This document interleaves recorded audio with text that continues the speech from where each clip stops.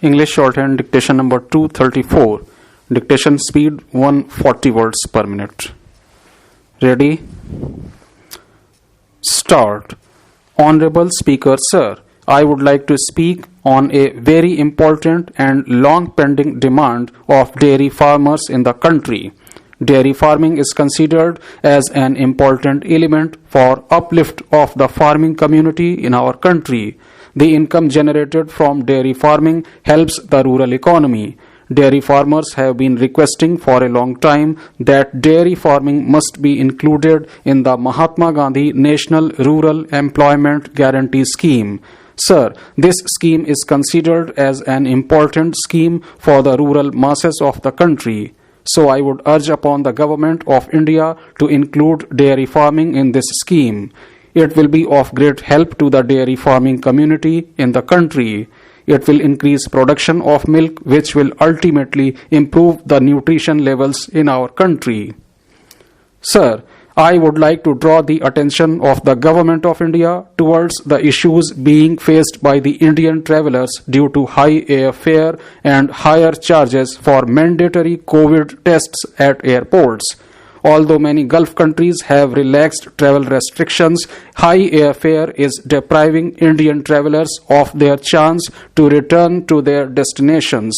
Many of them are forced to book their air tickets at exorbitant prices during this period of crisis.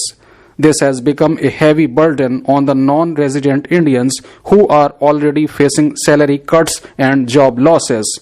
Similarly, there are a large number of complaints against higher charges for COVID tests at airports. The mandatory test at airport costs Rs 30,000, which is extremely high. Most of the Indian travelers cannot afford such a huge amount. Hence, I would request the Government of India to consider these issues on priority and take measures to help the Indian travelers. Sir, in the month of December, a very unfortunate and shameful incident took place in Nagaland where 14 innocent people were shot dead by the armed forces in a so-called anti-terror operation. Sir, this is not the first time that an incident like this has taken place where innocent people had to bear the brunt of the draconian laws like the Armed Forces Special Powers Act. It also reminds us of an incident that took place in Manipur in the year 2000 where over 10 innocent people were shot dead. Yesterday, various political leaders across party lines spoke about this issue and condemned it in one voice. Even the Home Minister gave a statement regarding this incident. He informed the House that a special investigation team will be formed in order to probe this issue. But I also believe that the Armed Forces Special Powers Act should be repealed. I would like to say that the reason why the Armed Forces Special Powers Act was enacted in 1958 was to ensure that insurgency is stopped in the Northeast, but it has not been able to do that. We can clearly see that insurgency has not been contained because of the enactment of the Armed Forces Special Powers Act. Instead, what it has done is that it has caused innocent people to be unfairly tortured, raped, and killed. Therefore, I request the Honorable Minister, not just on behalf of my party, but also on behalf of the people of the Northeast, to repeal the Armed Forces Special Powers Act, which has become a tool for the armed forces to suppress and punish the innocent people of the Northeast. Sir, there are about 21 red points in my state which are facing various types of problems. They do not have basic facilities like approach road, lighting, etc. Infrastructure in these red points needs to be developed on priority basis for smooth operation and better distribution of fertilizers in my state. In my parliamentary constituency, there is no fertilizer red point. In the absence of any red point, the farmers of this region have been facing a lot of problems. I would request the Honorable Minister to sanction Fertilizer Red Points in my constituency and also examine the difficulties being faced by the existing Fertilizer Red Points and review them in a timely manner for smooth distribution of fertilizers to the beneficiaries. Sir, everyone knows about the cultural diversity of India. We are all very proud of India's unity in diversity. These facts also underscore the strong cultural heritage of the country. Our country is blessed with a variety of ethnic and cultural practices, arts and traditions. However, these are not adequately preserved. We need professional support to sustain such rich traditions.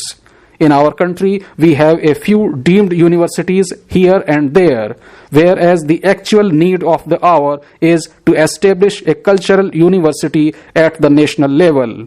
It will be possible only through a cultural university as a parental umbrella, considering the variety of arts and traditions. Honorable Chairman, sir, I would like to make a submission with regard to the Uniform Civil Code. It is not about imposing any religious code or any other religion, but it is about bringing the society under one code. During the making of the Constitution, it was thought fit that we should leave out the social and religious code as it was being practiced for some years. But as the independent India is already in the 75th year of independence, I think it is necessary for the government to take the initiative to have the Uniform Civil Code. Recently, the Delhi High Court and the Allahabad High Court have suggested that there is need to have a Uniform Civil Code. The Uniform Civil Code does not mean imposing Hindu code on every religion. It means bringing in better things from different codes together. I believe the Muslim code on marriages is the most modern system that we have in our country. I think that needs to be involved with other religious things. At the same time, I urge upon the government to take steps to implement the Uniform Civil Code. When suggestions are coming from the judiciary, the executive should at least come forward and form a committee to deliberate upon a uniform civil code for the country. Honorable Speaker, sir, the northeast region of the country is one of the richest regions in terms of biodiversity. The wildlife and natural beauty of the northeast is unique in Southeast Asia. The government of India's push towards oil palm plantation threatens this diversity. It will lead to an increase in air pollution, displacement of forest birds, reduction of forest cover, and will be detrimental to the natural pH value of the soil. I request the government to find alternate crops such as bamboo, cane, or local plants and value the forest raw material that is there in the northeast. In today's times, we need a kind of smart agriculture in the northeast. Honorable Chairperson, sir, first of all, I thank you for giving me the opportunity to speak during 0 hour. I take this opportunity to register my strong disappointment over the lackluster performance of the National Highways Authority of India in my constituency. There is a project for widening of the road of 43 kilometers, and this project has been going on for the last 5 to 6 years. Even now, it is not sure when they will complete this project. The cost of the project is about rupees 300 crore.